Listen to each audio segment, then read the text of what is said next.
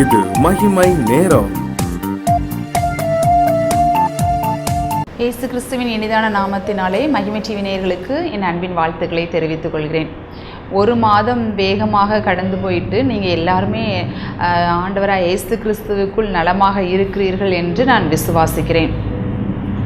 நம்ம இன்றைய தினத்திலும் நம்ம எதை குறித்து தியானிக்க போகிறோம் அப்படின்னா, நம்ம சாலையில் நடந்து போகும்போது நிறைய எச்சரிக்கை பலகைகள் இருப்பதை நாம் காணலாம். இந்த இடத்துல பாலம் நடக்கிறதுனால மாற்றுப்பாதையில் செல்லவும், இது ஒன் வே பாலம், ஜாக்கிரதையாக இருக்கவும், இதில் வளைவு இருக்குது, வளைவில் முந்தாதீர்கள் அப்படின்னு சொல்லிட்டு நிறைய எச்சரிக்கை பலகைகள் இருப்பதை காணலாம்.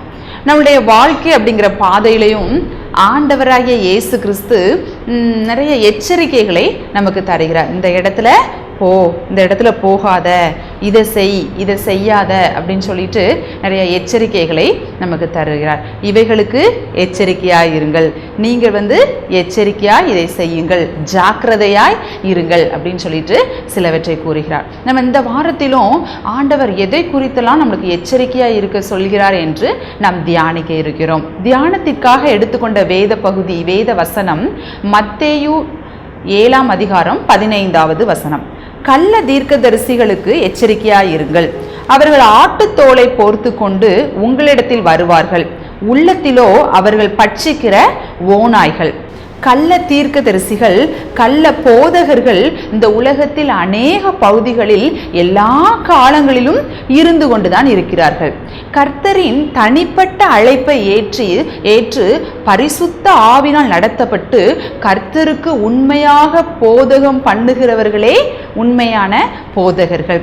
அநேகர் கள்ள போதனைகளினாலும் கள்ள தீர்க்கதரிசிகளினாலும் வஞ்சிக்கப்பட்டவர்களாக இருக்கின்றார்கள். நம்ம இதற்கு ஆதாரமாக எடுத்துக்கொண்ட வேத பகுதி என்னன்னா, 1 ராஜாக்கள் 22ஆம் அதிகாரம் 5வது வசனம்.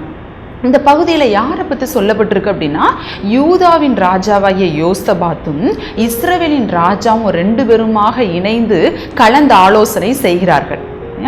கீலேயாத்தில் உள்ள ராமோத் அப்படிங்கிற இடத்துல யுத்தம் பண்ணுவதை குறித்து அவங்க ஆலோசனை பண்ணிட்டு இருக்கிறாங்க. அப்போ ஏதாவது தீர்க்கதரிசிகள் மூலமாக நலமானதை கேட்டால் நன்றாக இருக்கும்னு சொல்லிட்டு 2 பேரும் விருப்பப்பட்டதினால் தீர்க்கதரிசிகளை, அந்த பகுதியில் இருக்கிற தீர்க்கதரிசிகளை எல்லாம் அழைக்கிறார்கள். அப்போ அதில் 400, கிட்டத்தட்ட 400 தீர்க்கதரிசிகள் அந்த இடத்துல வர்றாங்க.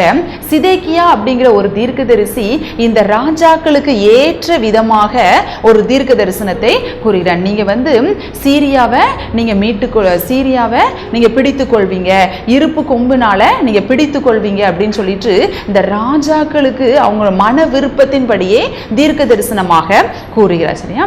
அப்படி இதை கேட்ட போதும் இந்த இஸ்ரவேலின் ராஜாவுக்கு அதுல ரொம்ப விருப்பம் இல்லை. சரியா? விருப்பம் இல்லைன்னா என்ன, அதுல ஏதோ ஒரு கொஞ்சம் மைண்டுக்கு கொஞ்சம் நல்லா இல்லை. ஸோ அவர் சொல்றாரு, இன்னொரு தீர்க்கதரிசி இருக்கிறாரு, அவர் பேரு மிகாயா, அவர் வந்தா அவர்கிட்ட ஒரு முறை நம்ம கேட்டுக்கலாம், ஆனா அவர் எப்ப பார்த்தாலும் எனக்கு நல்லதுக்கு அவர் பேசினதே இல்லை அப்படின்னு சொல்லிட்டு சொல்றாங்க. அப்ப இந்த யோசபாத் தீர்க்கதரிசி, இந்த யோசபாத் ராஜா, சரி அவரையும் கூட்டிட்டு வாங்க அப்படின்னு உடனே அவர் இப்போ தீர்க்க தரிசனம் சொல்றாரு. அப்போ அவரை கூப்பிடும் போதே அந்த ராஜா அனுப்பின அந்த பிரதானிகள்லாம் என்ன சொல்றாங்க அப்படின்னா, 400 தீர்க்க தரிசிகள் ராஜாவுக்கு ஏற்ற விதமாக தான் தீர்க்க தரிசனம் சொன்னாங்க, நீரும் அது மாதிரியே சொல்லுங்க அப்படின்னு சொல்லிட்டு தான் அழைத்து வராங்க. சரியா? ஆனா அதுக்கப்புறமா அது பின்னாடி நீங்க வாஸ்து பார்த்தீங்கன்னா எல்லாமே தெரியும். அப்போ இந்த 400 தீர்க்க தரிசிகள் வாயிலையும் பொய்யின் ஆவி வெளிப்பட்டது அப்படிங்கிறத அந்த பகுதியில் குறிப்பிட்டிருக்கும். இப்படிதான் கள்ள போதனை அநேகர் மூலமாக ஜனங்களை, அந்த போதனைகள் மூலமாக அநேக ஜனங்கள் வஞ்சிக்கப்பட்டவர்களாக இருந்து கொண்டிருக்கிறார்கள். நமக்கு ஆண்டவராய் இயேசு கிறிஸ்து மாறி மாறி பேச மாட்டார். எந்த தீர்க்கதரிசியானாலும் தேவ தூதன் ஆனாலும் அவர் கூறுவது வேதத்தின்படி சரியாக இருக்கும். சரியா? இந்த சில வேளைகளிலே ஊழியக்காரருக்கே இப்படிப்பட்ட சோதனைகள் நடந்து விடுகிறது. கள்ள போதகத்தினாலும் கள்ள அந்த தீர்க்க தரிசனத்தினாலும் வஞ்சிக்கப்பட்டவர்களாக மாறிவிடுகிறார்கள். எனக்கு தெரிந்த ஒரு குடும்பத்தில் எப்படின்னா, அந்த குடும்பத்தில் அண்ணன் தம்பி அக்கா தங்கச்சிலாம் நிறைய பேர் உண்டு. அதில் ஒரு சகோதரர் நோயினால் பாதிக்கப்பட்டவராக வியாதியின் படுக்கையில் அவர் இருக்கிறார். இப்போ அவங்க வீட்டுக்கு ஒரு ஊழியக்காரர் வந்து சொல்லியிருக்கிறாங்க, உன்னுடைய சகோதரர் நிமித்தமாக தான் உனக்கு இந்த பாடு, உன்னோட சகோதரர் தான் உனக்கு செய்வனை வச்சுட்டாங்க அப்படின்னு சொல்லிட்டு தீர்க்க தரிசனமாக கூறின மாதிரி கூறிட்டு போயிட்டாரு. இந்த வார்த்தையை கேட்டதிலிருந்து இந்த சகோதரர் அவர்களுடைய சகோதரிகளோட பேசுவது கொஞ்சம் கொஞ்சமாக நிறுத்தி கொண்டாரான. இப்படி வந்து ஒரு ஊழியக்காரங்க வந்தாங்க, இப்படி என்கிட்ட பேசினார்கள் அப்படின்னு அவங்க எதுவுமே சொல்லாம கம்ப்ளீட்டா அவங்க கிட்ட பேசுவதை நிப்பாட்டிக்கிட்டாங்களாம். இப்போ இவங்களுடைய சகோதரிகளுக்கு என்ன பண்ணனே தெரியல, நம்ம தம்பி இப்போ நம்ம கிட்ட ஒழுங்காவே பேச மாட்டேங்கிறானே என்னன்னு சொல்லிட்டு ஒரு நாள் அவங்க வீட்டுக்குள்ள போய் எல்லாமே விவரமா கேட்ட பிறகுதான் தெரிஞ்சுதான் இப்படி ஒரு தீர்க்க தரிசனம். பாருங்க, சில வேளைகளிலே சில ஊழியக்காரர் தவறாக கூறும் தீர்க்க தரிசனத்தினால் குடும்பத்திலே விரிசல் விழுந்து விடுகிறது. நம்ம இப்படிப்பட்ட கள்ள போதனைகளுக்கும் கள்ள தீர்க்க தரிசனங்களுக்கும் நம்ம வந்து எப்படி இருக்கணும், எச்சரிக்கையாக இருக்க வேண்டும் அப்படின்னு சொல்லிட்டு இருக்கேன். முந்தி உள்ள காலங்களில் ஆண்டவர் கொடுத்த ஒரு கட்டளை, அழகான கட்டளை என்னன்னா, தகப்பனையும் தாயையும் கனம் பண்ணுவாயாக அப்படின்னு சொல்லிட்டு இருக்கேன். இதை மூப்பர்கள் அவர்களுக்கு சாதகமாக மாற்றிக்கிட்டாங்க. ஒரு கள்ள போதனை எப்படி மாற்றிக்கொண்டாங்க, நீங்க ஒரு குறிப்பிட்ட காணிக்கையை ஆலயத்திற்கு கொண்டு வந்து கொடுத்தா போதும், உங்களுடைய தகப்பனையும் தாயையும் நீங்க கவனிக்காமல் போகலாம் அப்படின்னு சொல்லிட்டு ஒரு கள்ள போதனையை நுழைச்சிட்டாங்க. சரியா, பாத்தீங்களா? இப்படிப்பட்ட கள்ள போதனைகளுக்கு நாம் எச்சரிக்கையாக இருக்க வேண்டும் சொல்லிட்டு தான் ஆண்டவராகிய இயேசு கிறிஸ்து கூறுகிறார்.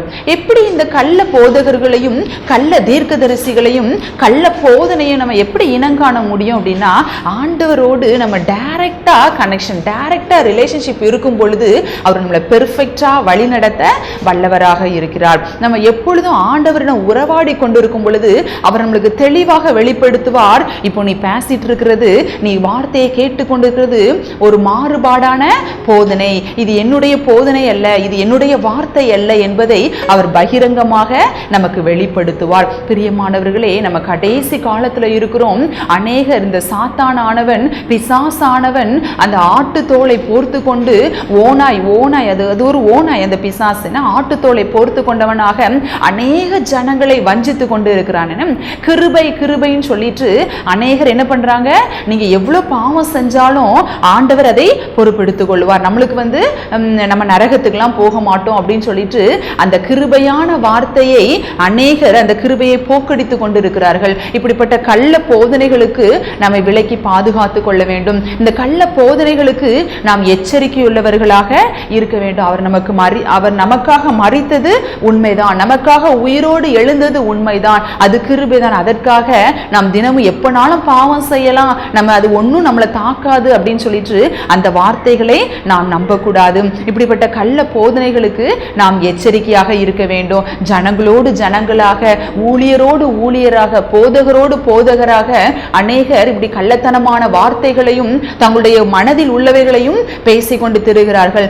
ஆண்டவர் கொடுத்த வார்த்தையை பேசாமல் பொய்யான வார்த்தைகளை அந்த வார்த்தைகளை யாரிடம் பேசுகிறார்களோ அவர்களுக்கு சாதகமான வார்த்தைகளை பேசிக்கொண்டு சென்று கொண்டிருக்கிறார்கள். இப்படிப்பட்ட கள்ளத்தனமான போதனைகளுக்கு நாம் விலக்கி நம்மை பாதுகாத்துக் கொள்ள வேண்டும். 2 தெசலோனிக்கே 2ஆம் அதிகாரம் 3வது வசனத்தில் இருக்கு, எவ்விதத்தினாலும் ஒருவனும் உங்களை மோசம் போக்காதபடிக்கு எச்சரிக்கையாயிருங்கள். இப்படிப்பட்ட கள்ள போதனைகளுக்கு நம்ம எச்சரிக்கையா இருக்க வேண்டுமானால் நாம் என்ன செய்ய வேண்டும், ஆண்டவரோடு டைரக்டா ரிலேஷன்ஷிப் வச்சிருக்கணும். எதுனாலும் ஆண்டவரோடு நாம் பேசணும். ஆண்டவரோடு உறவாடி கொண்டிருக்கும் பொழுது இப்படிப்பட்ட கள்ள போதனைகளுக்கு நம்மை விலக்கி பாதுகாத்துக் கொள்ள முடியும். கர்த்தர் தாமே உங்களை ஆசீர்வதிப்பாராக.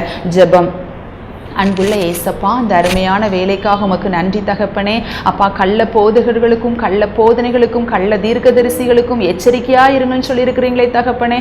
அப்பா, ஒருவரும் எங்களை மோசம் போக்காதபடிக்கு நாங்கள் எச்சரிக்கையா இருக்க, விழிப்புடன் இருக்க எங்களுக்கு உதவி செய்யுங்க. அப்படி செய்கின்றபடியால் உமக்கு நன்றி. ஆமேன். இயேசு மூலம் ஜெபிக்கிறோம் ஜீவனும் பரிசுத்தமுள்ள நல்ல பிதாவே. ஆமேன்.